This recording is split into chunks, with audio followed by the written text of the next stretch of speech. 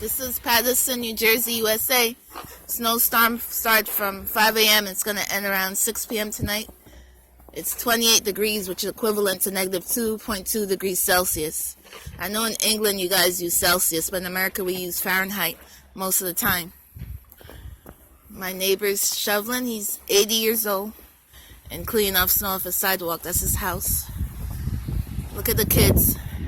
I love the snow. I have my heavy coat, lots of layers, 2 hats, 2 pairs of socks, and my thick gloves. I'm warm, walking around my neighborhood, taking pictures and recording.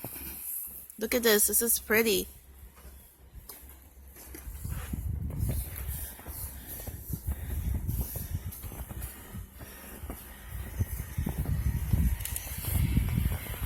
Hello. How are you? Hi, how are you? Good. Sorry. Okay. Wow, they're doing a good job.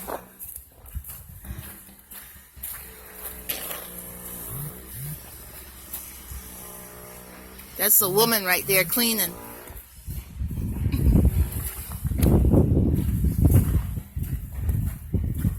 This is a sidewalk. This is America. Cold. Colder than England. This is New Jersey. This is the street.